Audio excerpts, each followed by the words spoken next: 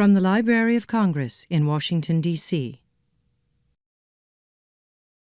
It is my pleasure to welcome to the festival for the very first time the former Secretary of State, former National Security Advisor, and Provost of Stanford University, who is also a two-time New York Times bestselling author, the remarkable, amazing Dr. Condoleezza Rice.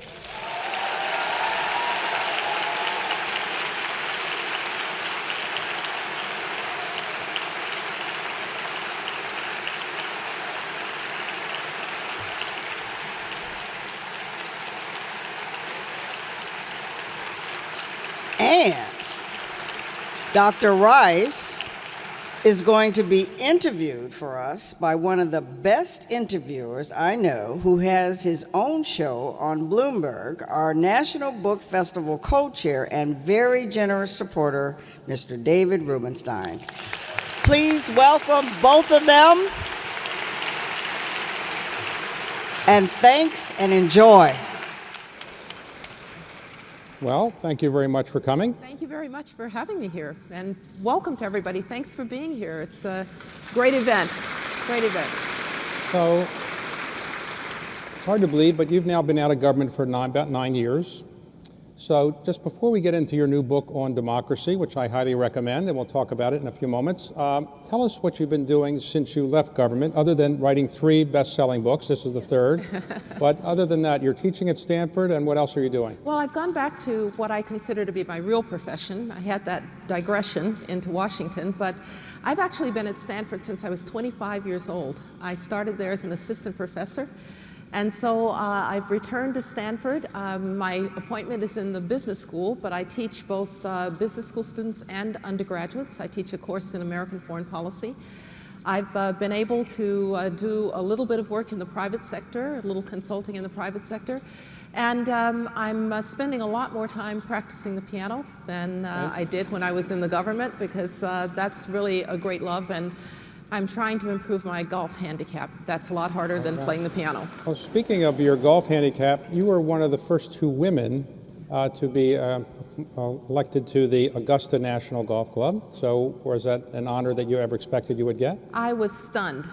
In fact, when a good friend who was a member of Augusta came out to tell me that I was being invited to join Augusta, I just sat there dumbfounded, and he said, you are going to say yes, right?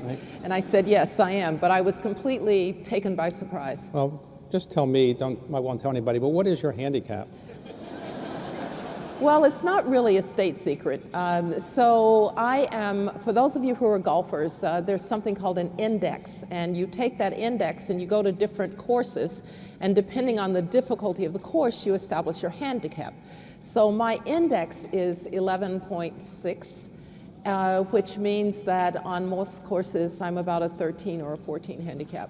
Okay, wow, okay. So did you ever play with President George W. Bush? I have played with President George W. Bush on a number of occasions. He plays speed golf, plays really, really fast. You have to almost run to your golf ball to keep up with him, but yes, we've played together. And music, you did train to be a classical music pianist. Yes. And I have seen you perform with Yo-Yo Ma, among others. So do you do a lot of those concerts anymore? Or? Well, I play at least 1 concert a year. I was fortunate to play with Yo-Yo Ma at his music festival just recently at the Kennedy Center, for which you were such a great leader, David. But at least once a year, I play a concert with a professional quartet from Boston University called the Mirror String Quartet, and we do a benefit for a charity that we started called Classics for Kids. It puts musical instruments in the schools, because I'm a great believer, look, I believe like everybody that we need STEM, science and technology and mathematics, but I'm also a great believer that we need the arts. Our kids need exposure to the arts. So I want to focus on your book, but for some people who may not know, there may be 1 or 2, your biography, you were born and grew up in Birmingham. Yes. And it was a segregated South under Jim Crow laws. So When you were growing up, how long did it take before you realized that you were not being treated the same as everybody else? Well, I grew up in Birmingham. It was the most segregated big city in the country at the time. It was a place where the police commissioner, Bull Connor, was well known for his brutality toward blacks. And it didn't take long to know that your parents were a little embarrassed that they couldn't take you to a restaurant or to a movie theater. They were never people who let us, this little community that I grew up in, which was mostly school teachers, my parents were educators, they never let us feel in any way that we were victims. As a matter of fact, they always said, when you consider yourself a victim, you've lost control. So don't ever consider yourself a victim. They also said, you're gonna have to be twice as good. Now, they didn't say that as a matter of debate. They said it as a matter of fact, because education was supposed to be your armor against prejudice. But I remember the very first time that it really came home to me, I went to see Santa Claus. And you know how it works. You take the little kid and Santa Claus puts the kid on the knee and says, "What will you have for Christmas?" Well, this particular Santa Claus was taking the little white kids and putting them on his knee and holding the little black kids out here to talk to them. And my father, who was a former football player, my dad was 6'3", 240, he said to my mother, "Angelina, if he does that to Condoleezza, I am gonna pull all that stuff off of him and expose him as the cracker that he is," he said. What happened? All right, so you're this little girl and you're 5, and it's Santa Claus Daddy. Santa Claus Daddy, how's this gonna end up? Santa Claus must have read my father's body language, because when it came to me, he put me on his knee and he said, "Little girl, what would you like for Christmas?" But I remember that was the first time that I thought, this is really, really terrible, and over Santa Claus of all things. One other thing that might have been unusual in your upbringing is you had an unusual first name. Yes. Where did that name come from? So Condoleezza is my mother's attempt to anglicize Condoleezza, which in Italian means with sweetness. Now, I don't know, maybe she missed the boat there, but anyway, that's what it meant. And her name was Angelina, and I have an Uncle Alto, I have an Aunt Genoa, who, since we're Southerners, we call Genoa. But I think that she wanted an Italian musical term, and she first thought about andante, but that meant walking slowly. She thought that wasn't so good. Allegro meant fast. That definitely wasn't good. And so she came up with Condoleezza and anglicized the ending. Okay, ultimately your parents moved out of Birmingham. They moved to Denver. Yes. And you ultimately went to school at the University of Denver. Yes. Where you graduated Phi Beta Kappa. Yes. And then you went to Notre Dame. That's right. But you didn't get involved in the football cheering or anything there. You were a graduate student. I was, I loved football. Are you kidding, David? Yeah, of course I went to Notre Dame football games as a graduate student. Everybody does. All right, so then you went back to University of Denver and you got a PhD. Yes. And then you were recruited to Stanford, is that right? That's correct, that's correct. And your specialty was Soviet and Russian East European affairs, yeah. Now, why did you happen to pick that? And wasn't the normal thing that you might say you might have picked? No, I was a failed music major. I started in college as a piano major. I had studied piano from the age of 3. My grandmother taught piano, so I learned very young. And about the end of my sophomore year in college, I went to the Aspen Music Festival School that summer, and I met 12-year-olds who could play from sight, everything it had taken me all year to learn, and I thought I'm about to end up, as playing piano bar someplace or playing while you shop or whatever. And so I wandered back, no major, and I took a class in international politics. It was taught by a man named Joseph Corbell. He was Madeleine Albright's father. And all of a sudden, I knew what I wanted to be. I wanted to study things Soviet, East European, diplomacy, international, and that kicked me then into international politics as a major and ultimately as a degree. And Madeleine Albright has told in a story that her father once said that his favorite student was you. Yeah, yeah. And she was surprised that you had been his student. She had known that for a long time. That's right, yeah. So you started your academic career in Stanford, and then ultimately you got involved in the George Herbert Walker Bush administration. You served on the National Security Council staff? Yes. I got involved, and it's a really important story because there's this notion that we sometimes have, I got there on my own. Nobody gets there on their own.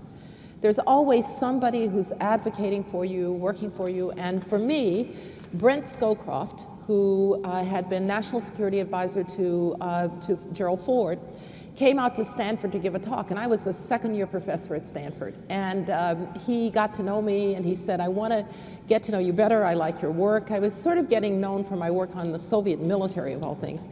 And so he started taking me to conferences like the Aspen Strategy Group, and he really mentored me into the field. And I often say there's another lesson in that.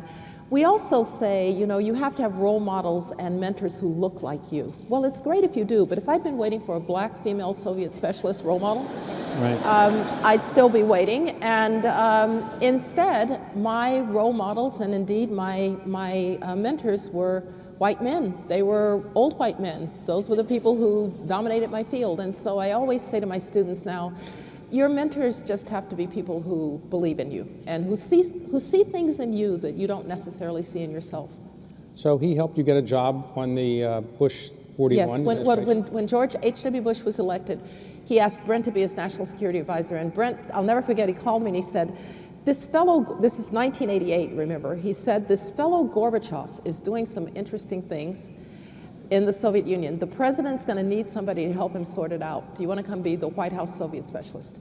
And as a result, I got to be the White House Soviet specialist at the end of the Cold War. So, and do you speak Russian? I do speak Russian. Wow, okay. Yeah. And so after that administration was over, you went back to Stanford? I did.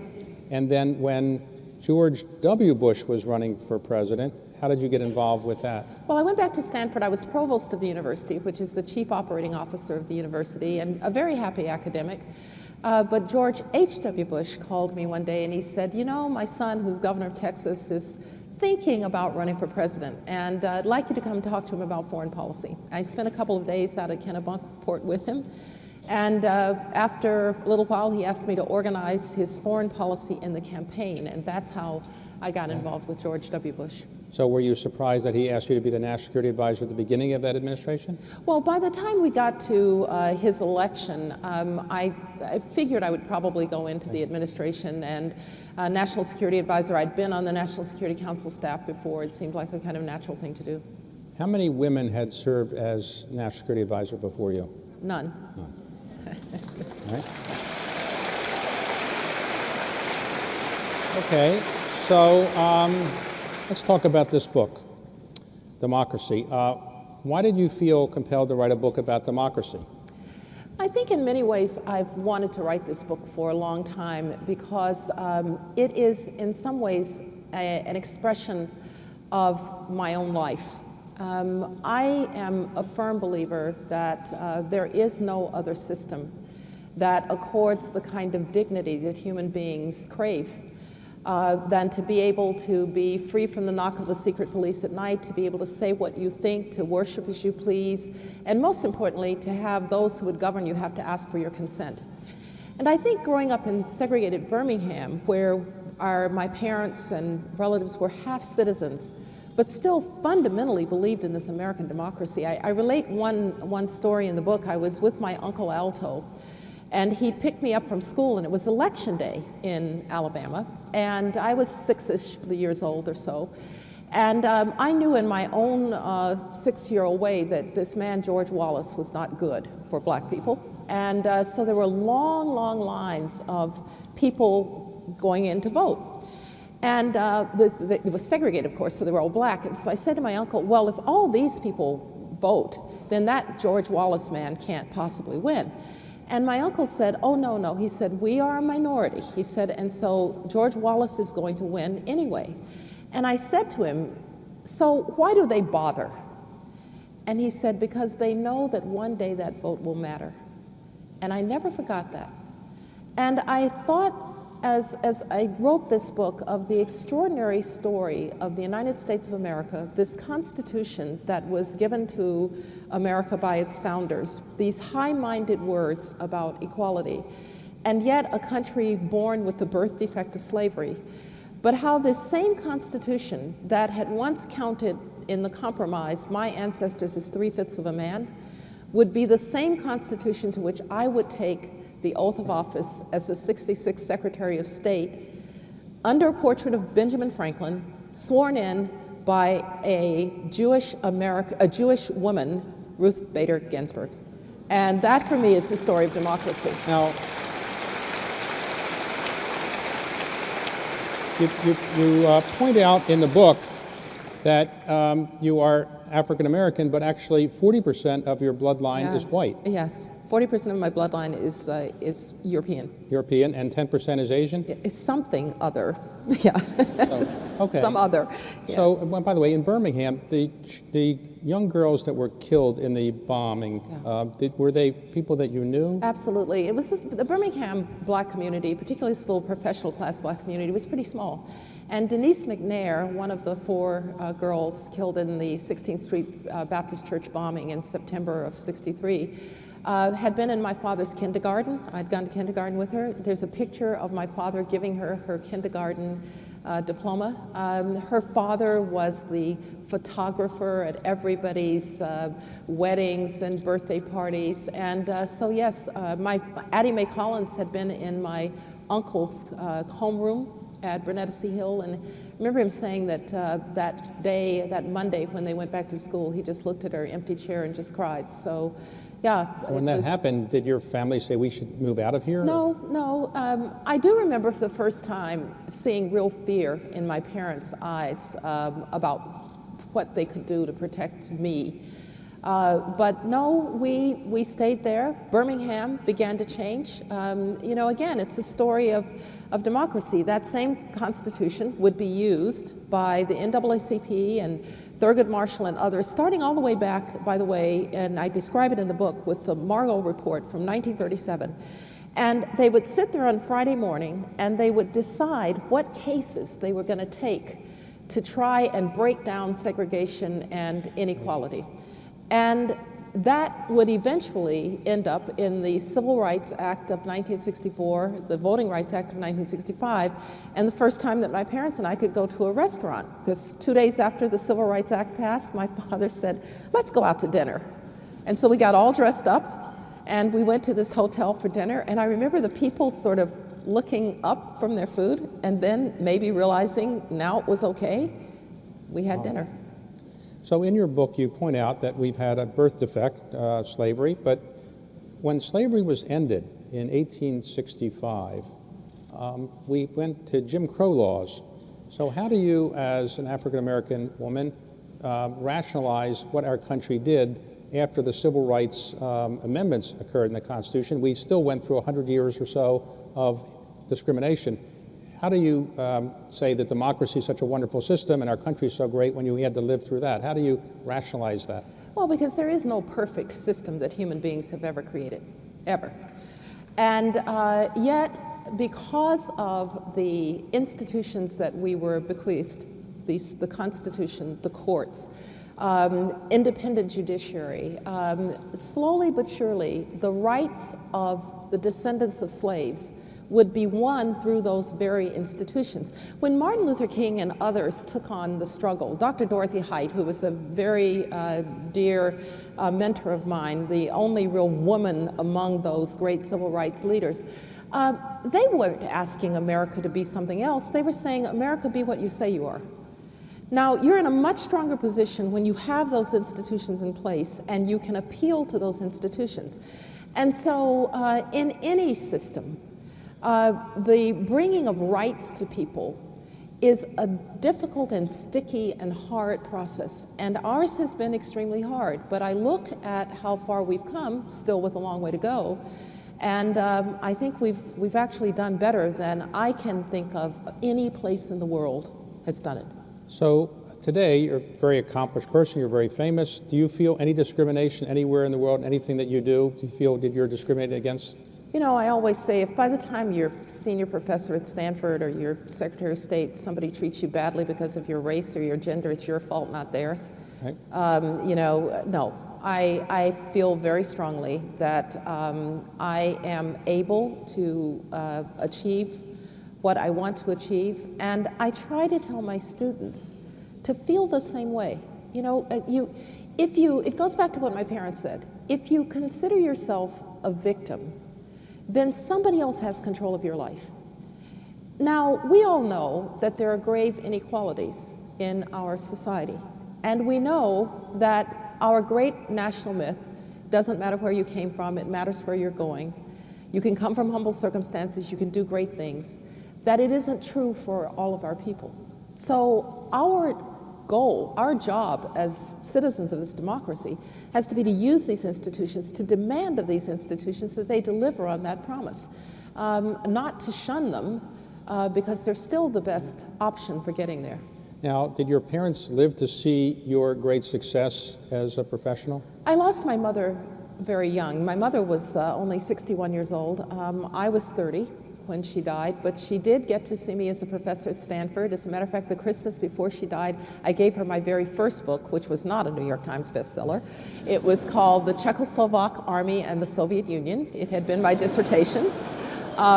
In case you don't notice, neither of those countries actually exists anymore. And so I gave her the book. So she saw me become a professor. My father knew that I'd become National Security Advisor. He died shortly before I left for Washington. You were an only child? I'm an only child, yes. So am I, and so you know the pressure of being an only child? Yeah. Right? So yeah, well, that's why I'm a sports fanatic, because that was my father's passion, and a music fanatic, because that was my mother's passion.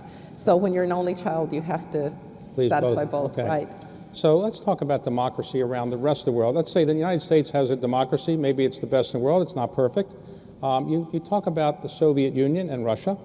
Obviously, you're a subject you know a great deal about. You point out that a couple times democracy broke out in Russia after the Bolshevik Revolution, and also briefly, I guess, after Gorbachev kind of lost power, perhaps. Yes. Why did democracy in both cases disappear from Russia after the Bolshevik Revolution, after Gorbachev lost power? Well, one thing that I seek to do in this book is to dismiss one of the explanations that you sometimes get about Russia, that the Russians somehow don't have the right DNA for democracy. Right? I just don't believe that there are any people on the face of the earth who aren't capable of democracy. And David, you know that we have used cultural arguments. So the Germans were once supposed to be too martial for democracy. The Asians were too Confucian. But of course, you've got South Korea, you've got Japan. The Africans, well, they were too tribal. But of course, you've got Ghana, you've got Botswana, you've got a Kenya that's going through a very interesting period in its own democracy. Latin Americans, well, they preferred caudillos, men on horseback. But of course, now there's Brazil and Chile and Colombia.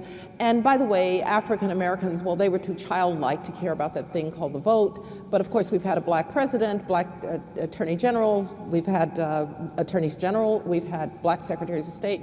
So I just reject this cultural argument. And with the Russians, you get it all the time.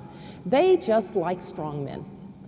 But really, what the story is, it's the story of the failure of institutions to take hold under enormous pressure. If you think about the collapse of the Soviet Union, and you think about the kind of rapid effort to build capitalism, 50% of the Russian population fell into poverty practically overnight.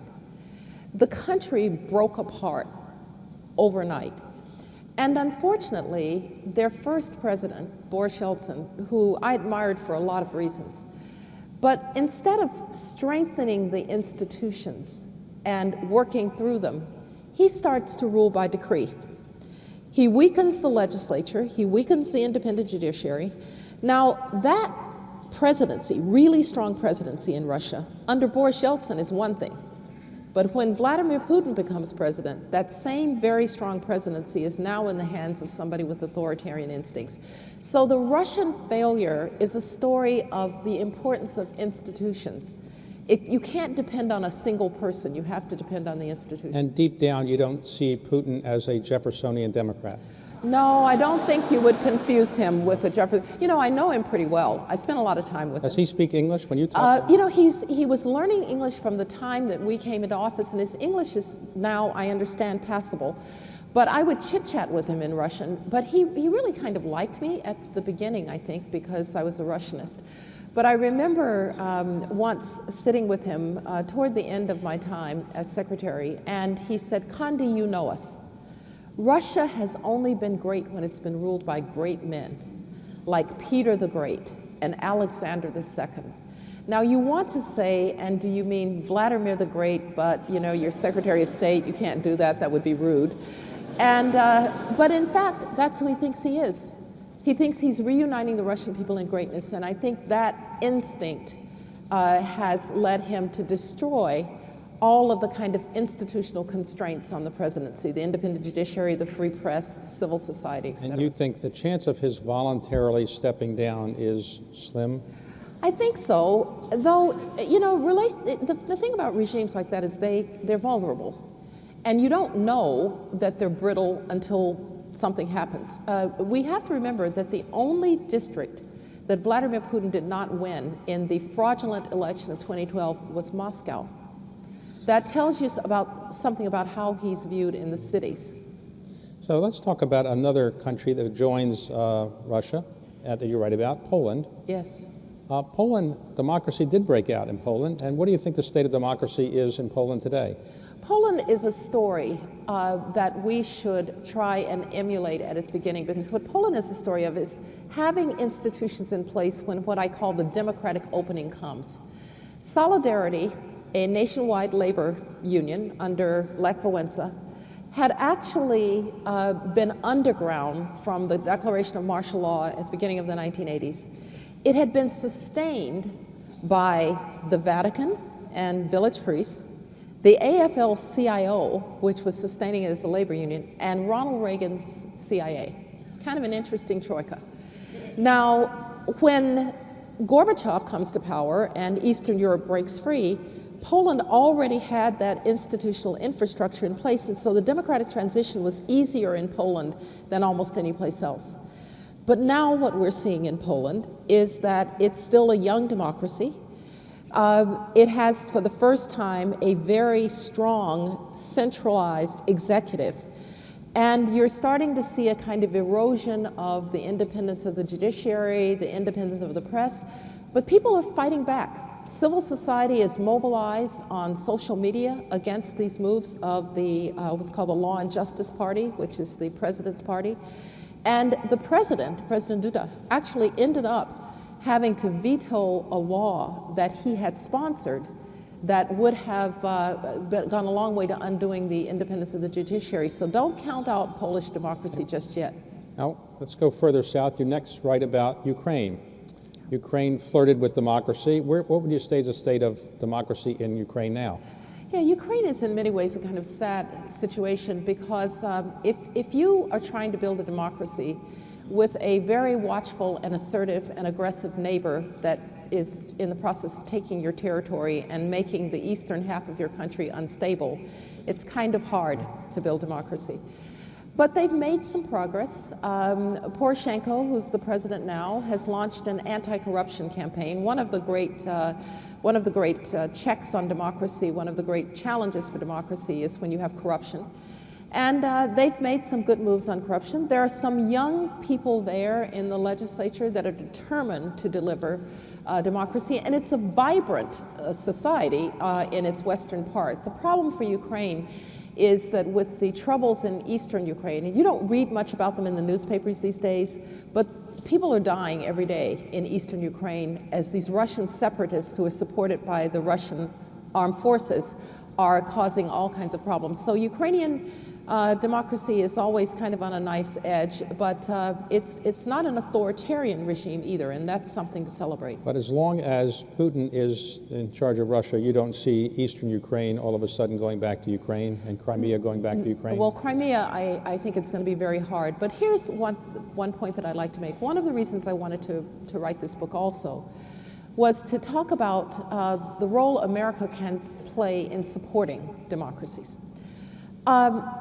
We have a tendency, and I take some responsibility for this, to associate democracy promotion with what happened in Iraq and Afghanistan. Those were extremely stressful situations where we had a security problem and later on tried to help build democracies. But most of the time, democracy promotion is much simpler and much less complex. If you think about the way that we dealt with the Baltic states, so the 45 years that they were under Soviet occupation. David, when I was the Special Assistant for Soviet Affairs, I had a stamp, and it said, The United States does not recognize the forcible incorporation of the Baltic states into the Soviet Union. And whenever you mentioned Lithuania, Latvia, or Estonia, you stamped it with that.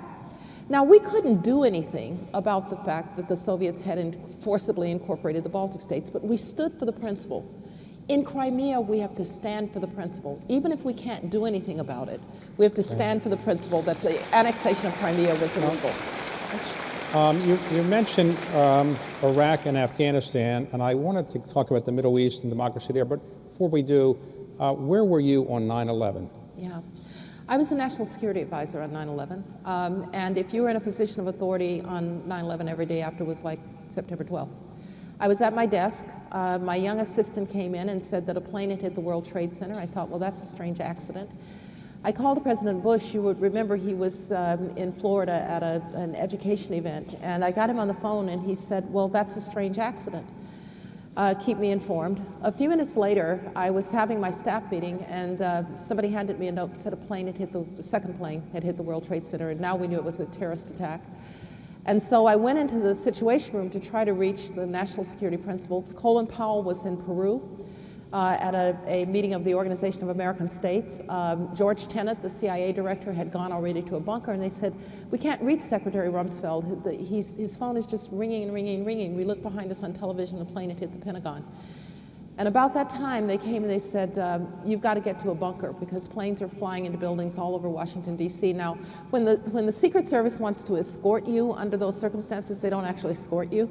They kind of pick you up and they carry you. So I remember sort of being kind of levitated toward the bunker, saying, wait a minute, I have to make a phone call. I called my aunt and uncle in Birmingham. You have to know the Rices and the Rays. They would have made their way.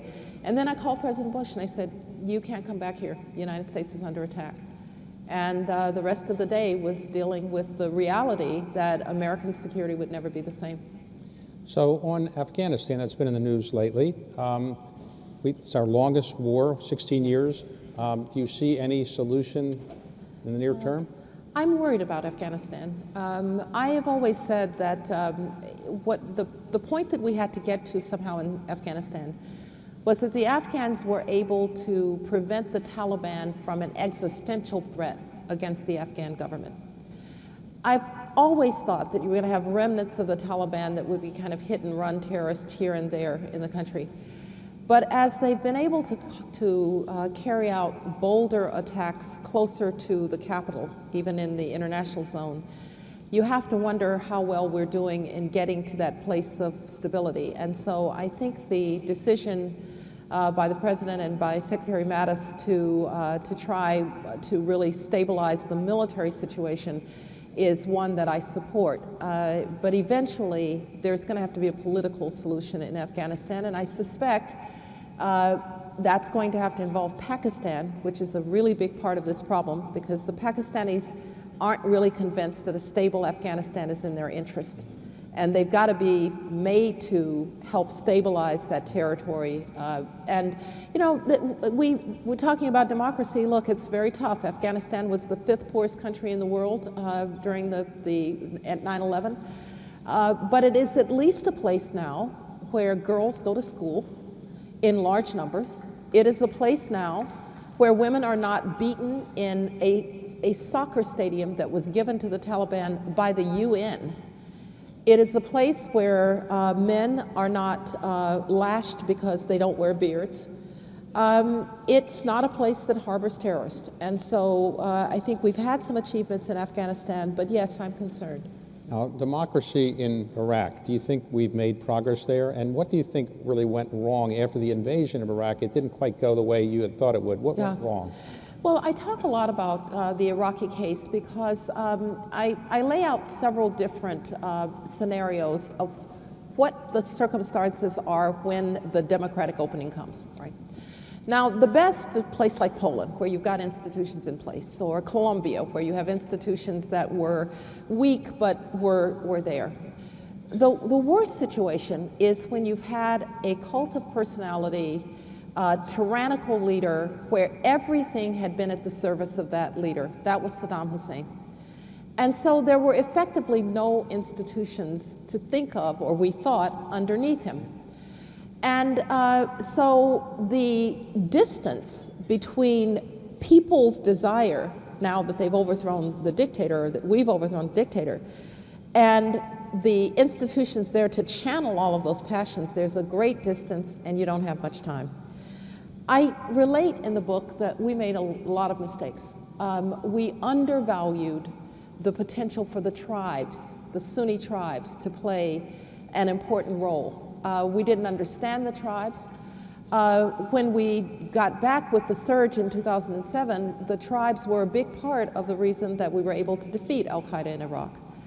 I think we didn't fully understand the implications of the disbanding of the army, which wasn't supposed to take place, by the way, and I described that in the book. And so in the fog of war, a lot happened. But the one thing that I'd like people to understand about Iraq was we did not go to Iraq to bring democracy to Iraq. That's an urban legend. I was in those meetings. It doesn't happen to have the benefit of being true. We went to Iraq because we thought we had a security problem in a Saddam Hussein who had rebuilt his weapons of mass destruction. I would never have said to the President of the United States, use American military force to bring democracy to Iraq, or to Afghanistan for that matter. But once you've overthrown the dictator, you have to have a view about what comes after.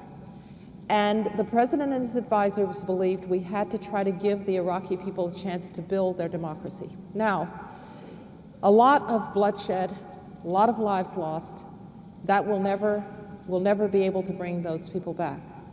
I will say that as the Iraqis now are on the verge of defeating ISIS, you're beginning to see that the Iraqis do have some democratic institutions. They have a prime minister who's accountable to them. Their people protest and they're not shot in the streets. You don't have mass graves of the kind that Saddam Hussein put people in. Iraq's big challenge is going to be, can the country hold together with the Kurds, who for a long time have wanted to be an independent people? That's the big challenge for the Iraqis, but they do have some institutions that I think can help them. Now, the Arab Spring was supposed to produce democracy throughout various parts of the Middle East. Talk about Syria. Syria doesn't seem to be having democracy anytime soon. No. What kind of solution? And by the way, I would rather be Iraqi than Syrian, right? The Syrians, Bashar al-Assad is, unfortunately, it's going to be hard to get him out of power because the Russians, who have people on the ground, want him in power. Eventually, if he's going to go, it's going to have to be the Russians who make the decision that he goes.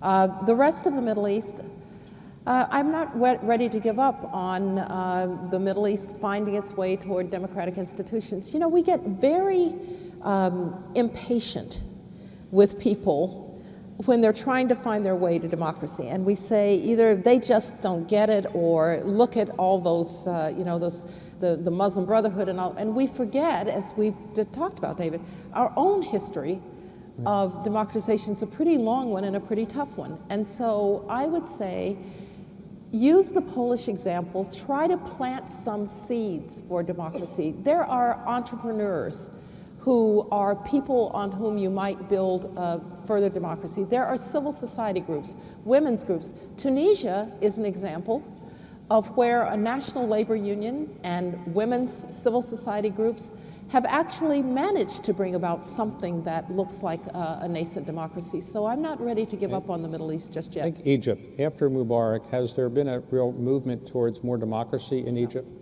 No, in Egypt, the Egyptian military rulers look an awful lot like Egyptian rulers have looked for a while, Mubarak, Sadat, etc. But underneath, again, there are civil society groups that we ought to be supporting to try to help. You know, what happens in the Middle East is that at the moment when you have a chance for a democratic opening, the strongest institutions are often the radical Islamists. Now, why is that? It's not an accident. It's because leaders like Mubarak destroyed the foundation of more liberal institutions and parties, people like Ayman Noor and others, who might have been a foundation of democracy. But they didn't destroy these radical Islamists who organized in radical mosques and radical madrasas. So they were the best organized when elections came. We have to help more liberal forces be organized when opportunity comes. Talk about two other parts of the Middle East before we go to the Far East. On the Middle East, Israel. Yeah. there's either a one-state solution or a two-state solution. Yeah. If you have a one-state solution, do you think you can really have democracy? No.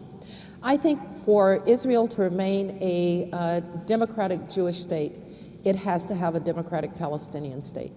I'm a believer in the two-state solution, and eventually they're going to have to get there. All right, let's talk about the Gulf states, the GCC states, the Gulf Cooperation Council countries. You don't think, I assume, that democracy will break out there, or should? No, these are monarchies, and they have varying degrees of liberalism toward issues like women's rights, and varying degrees of liberalism toward the marriage of religion and politics. But some interesting things are happening there, even in a place like Saudi Arabia, right? So Saudi Arabia has really basically now has had a generational shift. And and a majority of the people studying in university in Saudi Arabia, in their great university built by King Abdullah, are women. Now they're going to have an interesting kind of test here. Can you educate women at this level and still tell them they can't drive? We'll find out. So let's go to the Far East for a moment. In your book, you point out that authoritarian governments, while not perfectly Jeffersonian democracies, can actually have some good democratic features and can have some good pluses for the people. And you cite, for example, Singapore. Yeah. What do you admire about Singapore? Well, look, Singapore, first of all, it's very small. Right? And what I really say is that when people say authoritarians are sometimes better, they have two examples. China, the largest country in the world, and Singapore, one of the smallest. And Singapore was fortunate. It had a wise man leader in Lee Kuan Yew. It was at a time when democratic values were not very obvious in most of Asia. And he turned out to be a truly wise, benign leader. But the problem with that theory is then you better hope that the next one is benign, and then that his son is benign, and that his son after him is benign, because you don't always get lucky. The Singaporeans got very lucky. And we have this tendency to hold democracies to higher standards than we do authoritarians. So there are all kinds of really bad authoritarian leaders. Just read Caracas in Venezuela. So the idea that authoritarians are somehow better because they deliver for their people, the Chinese have delivered, although that particular model is kind of running out of steam now. Singapore delivered, but there are so many authoritarians that didn't deliver that I think we sometimes hold democracies to a higher standard. Now, China, you don't expect that Jeffersonian democracy will break out there anytime soon, right? No, I don't expect that Jeffersonian democracy is going to break out there, but I will tell you something about China. China is also about to have an interesting test. China's economy grew rapidly. It lifted 500 million people out of poverty. It's a miracle what they were able to do. But they did it with heavy export-led economy, being the low-cost of labor provider in the international system. They did it with a kind of command economy, a lot of state-owned enterprises. That model's run out of steam. They can't get growth out of that model any longer. Now they're having to free up market forces. When you free up market forces, there's a kind of mismatch between those market forces and a top-down authoritarian political system. And so the question is, how long is it going to be before you have a clash of those? So just as an example, China had 186,000 riots over the last couple of years. 186,000 reported riots. Not because somebody was out protesting for democracy, but because a peasant would find that a party leader and a developer would seize their land. They had no courts to go to, so they'd go riot. So even Chinese leaders will say now, well, we need independent courts so that that doesn't happen. How long is it before independent courts become an independent judiciary? Now you're starting to get a difference in the institutional landscape in China. And I'll tell you one other story. I gave a lecture at Tsinghua University. They're a great university. They affectionately call it their cross between Harvard and Stanford. And I wanted to give a talk that was not about US-China relations. I decided to give the same talk I would give to Stanford students. Find your passion, do something hard, et cetera, et cetera. The questions blew me away. The questions were, well, I'm an engineer. Why do I need to take literature? Suppose, what do you do if your parents don't like the major that you've chosen? I thought, these are Chinese kids? They're questioning in this way? How long is it before questioning your parents' choice of your major becomes questioning your government? And so I think there are a lot of trends in China that may ultimately lead at least to liberalization, if not to democratization. You didn't write about it in your book, but I can't help but ask you about another place where I don't expect Jeffersonian democracy will break out, which is North Korea. Yeah, that's a ways away, yeah.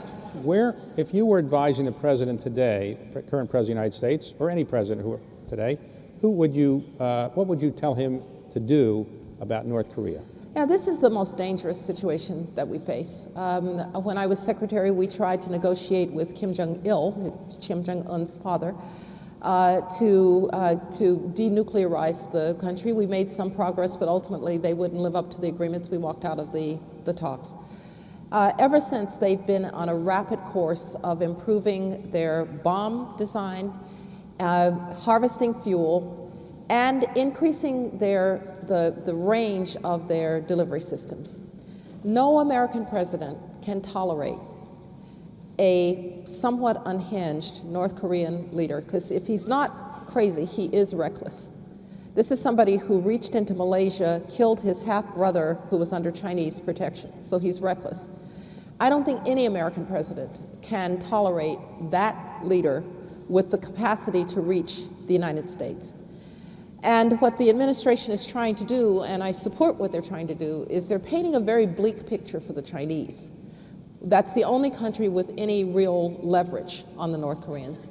The Chinese have never really been willing to use their leverage fully because they worried that the regime could collapse. Then they'd have unstable long border and they would have refugee flows. But what the administration is saying to them is, your choice now is either we do something about the North Korean problem or you do something about the North Korean problem. And hopefully that will get through the Chinese, because the military solutions here are not very pretty.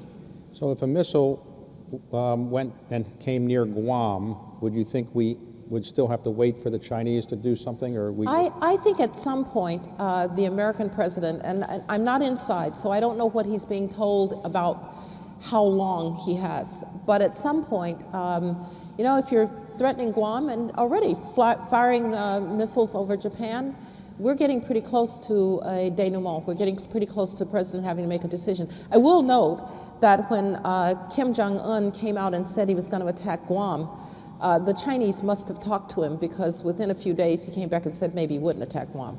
So I think we do have the Chinese attention. It's just a question of what are they willing to do. Now, your book covers two other parts of the world I'll cover briefly. One is Africa, and you talk about Kenya, and there's an election going on now. But let me ask you about South Africa. You met with Mandela, you knew Mandela. Why do you think democracy hasn't worked as well after Mandela as it was expected? Well, Mandela was a remarkable man. I don't think I've ever met anybody who I was more inspired or found more impressive. In fact, he said to George W. Bush, when President Bush asked him, he said, so why didn't you run for another term? He said, I wanted my African brothers to know it was okay to step down from office. And on a continent that had too many presidents for life, this was really an important statement. But it's again a story of institutions. It was essentially a single-party system under the African National Congress.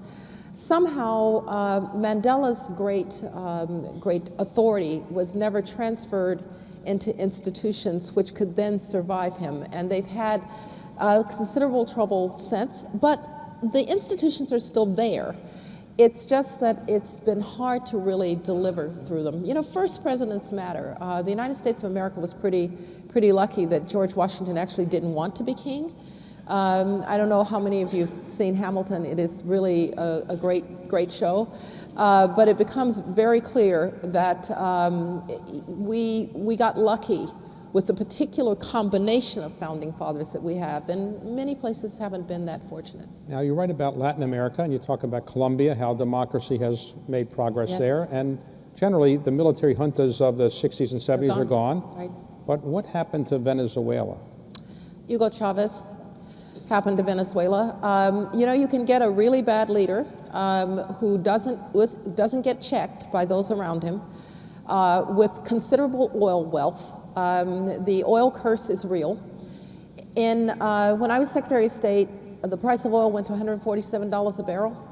It empowered people like Chavez, who then tried to buy elections across Latin America. And he single-handedly, step by step, destroyed all of the really important institutions, the opposition. He was succeeded by somebody who is Chavez without charm, and Chavez without Chavez's street smarts. And Maduro has taken the country down. I hope that this is one where the Organization of American States, the Latin American states, need to be all over Maduro to do something, because it's sad to see a middle-income country where people can't find food and they can't find medicine. Now, we've had an African-American president, but we've never had a female president, never had an African-American female president. Right. Have you ever thought that...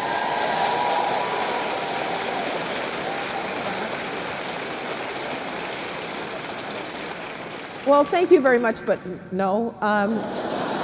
You have to know your DNA. You have to know your DNA. And I was on the campaign trail with George W. Bush. I'll never forget, we'd go to 5 campaign events. At the end of the day, he was raring to go. I just needed to get back to the hotel. There are people who draw energy from the process. I don't so much, and I've never liked politics particularly. I do love policy. The other thing is, my calling is what I do. I love being a professor.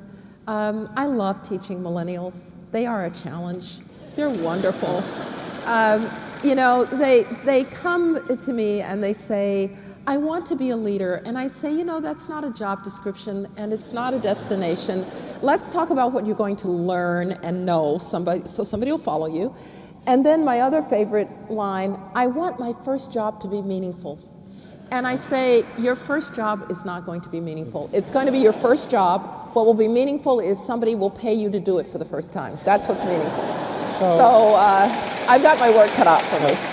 So if you don't want to run for office, suppose some president came along again and said, you did a great job as Secretary of State, why don't you do it again?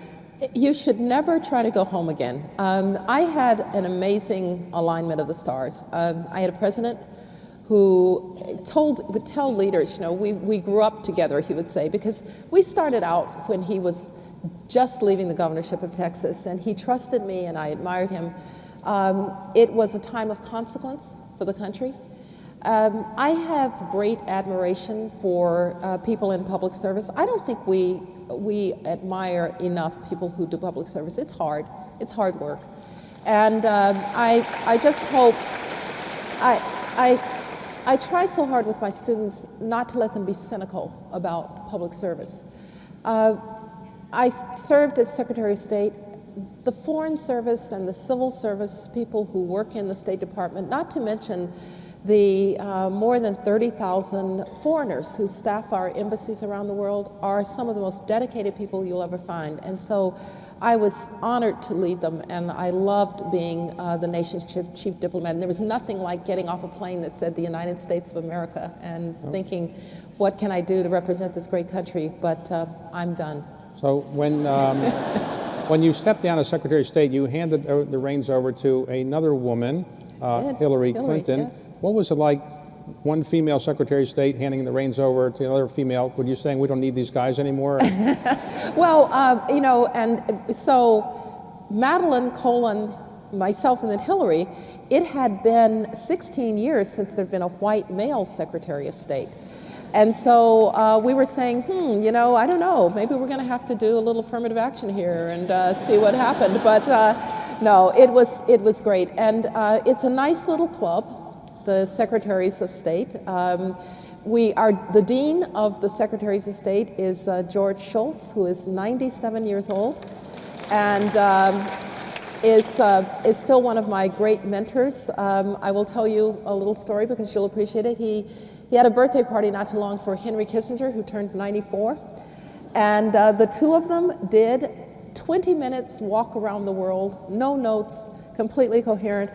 I don't know, but I'm sure hoping it was something in the water at the State Department. So just amazing people. Well, as I remember, I heard from that party, George Shultz said something like, to be 94 again. Yes, he said, he said from his point of view, Henry was still a promising young man. So as you look back on your career, which is extraordinary, what would you say you're most proud of having done? Well, with the caveat that history takes a long time to judge, I think I'm most grateful that we stood up for the right of people to live in freedom. I know that there were a lot of cynics about and a lot of criticism, and some of it totally justified, about the freedom agenda and declaring that one of America's most important purposes was to work hard so that no one would live in tyranny. But I think America is at its best, its highest calling, when it leads both from power and principle. When we stand for the proposition that the rights that we enjoy are indeed universal, and if they are universal, that there are no people for whom they shouldn't be secured. And so I'm very grateful that we were able to do that. When I think back on some of my travels, it was always when it was about people. And a couple of things stick out in particular. I went to China, to Chengdu, after the great earthquake there, and a little boy, couldn't have been more than about 12 years old, walked up to me and he said, "You're that lady from the United States, aren't you?" And I thought, yeah, I am.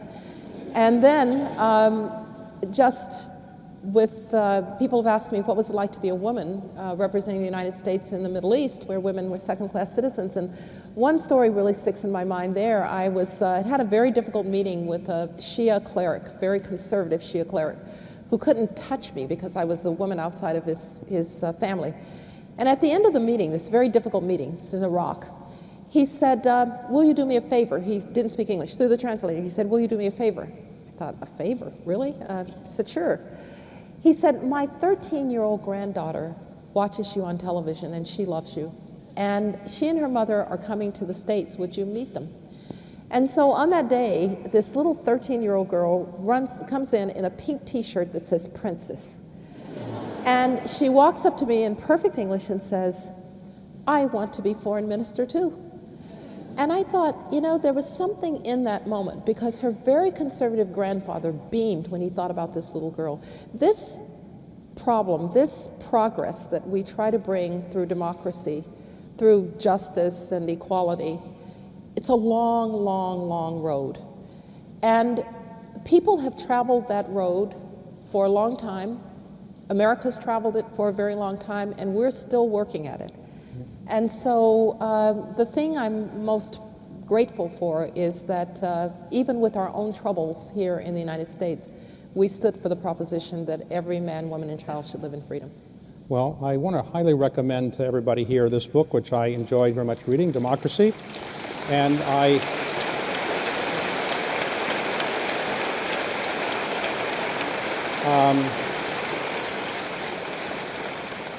I want to thank you for your service to our country for over many, many years. Thank you very much. It was an honor. Thank you.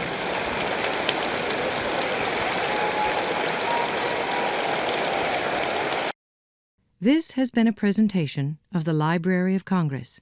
Visit us at loc.gov.